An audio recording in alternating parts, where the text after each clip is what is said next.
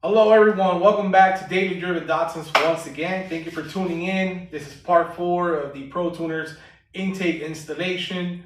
Yes, we're finally here. Let me go ahead and introduce a part that I just got in the mail. That is the remflex gasket for the L series. Guys, this is the best way to go. I've never had an issue with this gasket. So I definitely tell you to get this without a doubt. It's gonna do its job. It's gonna seal. I've been using it for 6 years on my car. It lasted all this time. I never had one leak of either side. Remember, we have intake and exhaust on the same side, therefore making it more prone for the gasket to fail. This thing though does its job. So remflex, no, I am not sponsored by you, but love your product. All right, so let's go ahead with no further ado and get into the intake installation. All right, let's go.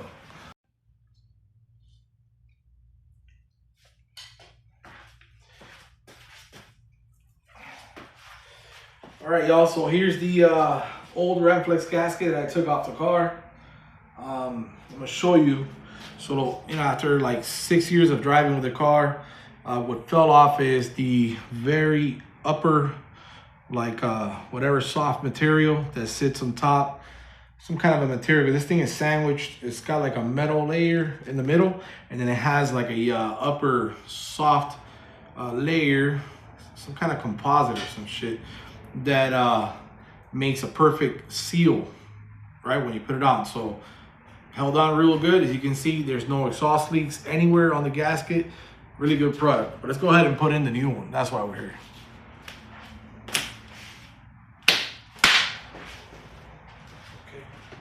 Well, here's the new gasket. Beautiful.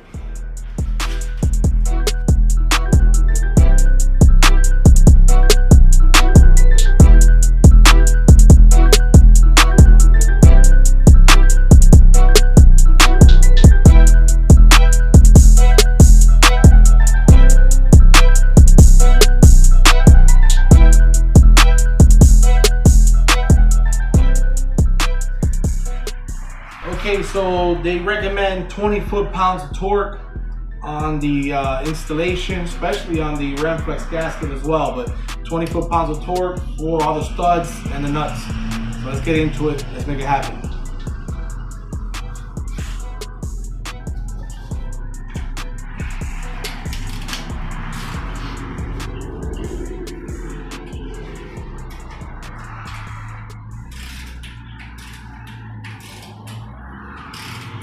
All right, that's perfect. 20 foot-pounds of torque. All right, so here we go with the intake install. We're going to go ahead and put the intake in here on its mounting points. Where the fuck they are. Oh my God, this is looking beautiful. All right. Oh yeah. All right, y'all. So we got the plenum on. For my liking, obviously, is very important when you're installing your plenum. Just go ahead and cover it up with tape, because the polished, even the red, whatever color you get this, it's gonna get scratches. So go ahead and cover it with tape. Now, I put in I had to take off the fuel rail because it'll be impossible almost to install this. So what I did was I started from the top there. I haven't torqued them yet. Put the injectors in the direction that I want to put the wire plug. And I started from the bottom. So I have 2 nuts on right now that I'm putting to 20 pounds. And then I'm going to do the 2 top ones to 20 pounds. I'm pretty sure there's a sequence, but whatever. I've done it before. It don't matter. Just tighten it down. And then I'm going to just go ahead and do the same thing cross. So I got 1, 2, 3, 4, 5, 6, 7, 8, whatever is going on. And then I'll put the fuel rail on. So I'm going to have to put some of the lube again on the tip of the injectors and slide it in, and then lock it in place with the hardware they gave you. But you should see how it looks with the tape off. It looks crazy. Can't wait. All right, let's go. Let's keep going. All right, guys. So fuel rail was put back in. Make sure you know that you have to push the living life into the injectors, and you have to run the EV connectors straight to the back. You can't have them sideways or anything like that, because it touches the rail.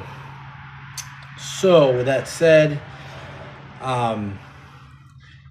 yeah, you're gonna have to push the rail down real hard, and then maybe get somebody to help me. I did it myself, but push down and then tighten in the bolts to the brackets.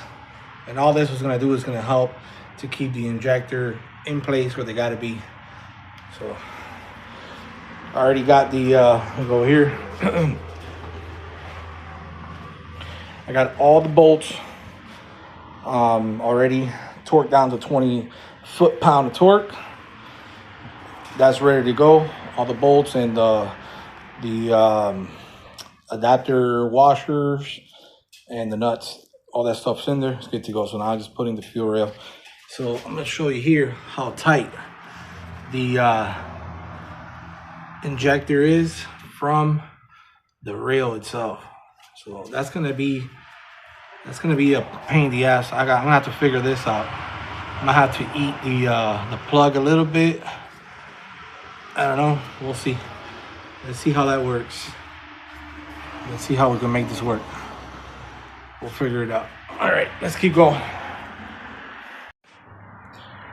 All right, so here's what I figured out about the injectors being too tight to the fuel rail. Get yourself a Dremel with a little diamond, whatever, rock eating crap.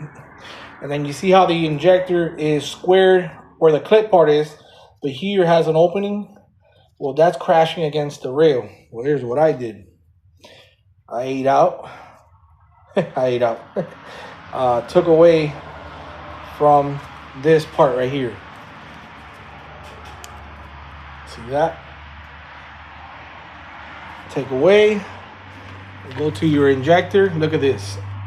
Boom. Right in. Perfection. Isn't that badass? Of course it is. Let's go. This is starting to be fun. So we're almost there. Let's keep going. All right. All right, so what we're doing here is we're gonna go ahead and eat away at the injector. So I want to show you guys what exactly I did. So here we go.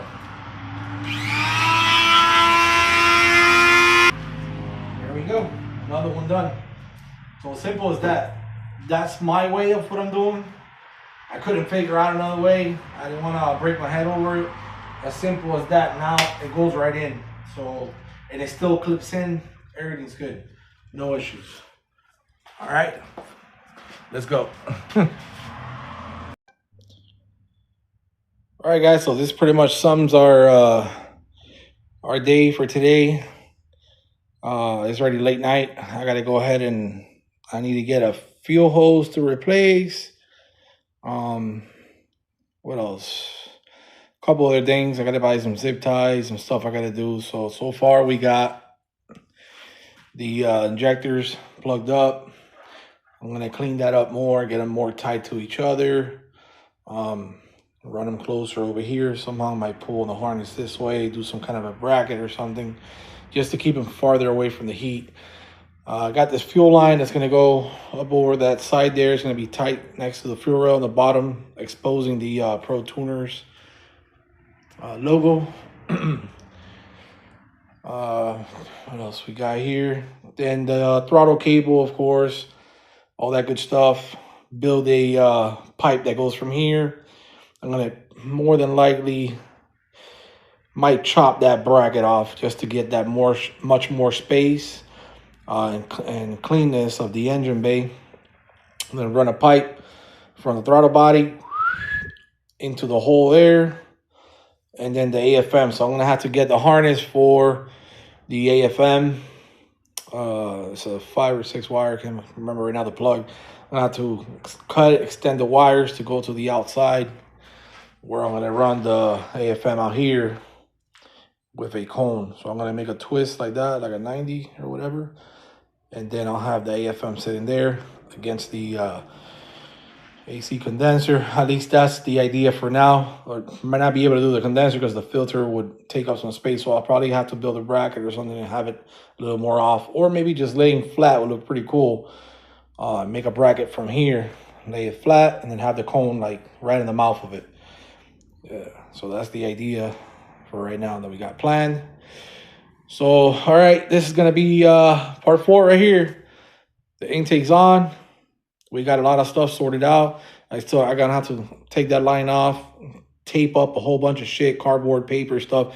I'm gonna spray that right on where it's at, silver. Get to a couple little spots that, you know, while I'm in here, might as well take care of it. Then install our throttle cable, which I've already done with that, and so on and so on. All right, so stay tuned in, guys. Part 5 is going to be complete installation. So we'll have the fuel, we'll have the wire tucking, intake pipe with the angle on it, down to the AFM wire cut, extension, soldered, all that good stuff. Other than that, stay tuned in. Next video, we're going to start this baby. So we'll have it running. Fingers crossed. And then eventually it'll be tuning of the actual fuel system with the air and fuel gauge. I know it's not an EGT, but I'll start it off with that. I think I could get it going just enough because the N42 intake, I was able to actually tune it with an air fuel gauge to perfection, or pretty much close to perfection, to be honest. All I was doing was 38 PSI on the fuel pressure regulator. So I don't know. Let's see what happens. You know, fuck it. We'll keep going. So stay tuned in. We'll do that, and then we'll do a road test and the whole tuning. We'll do everything on the last video. All right, so we're going to get out of here. It's late night. You guys have a good one. Keep wrenching. We out. Peace.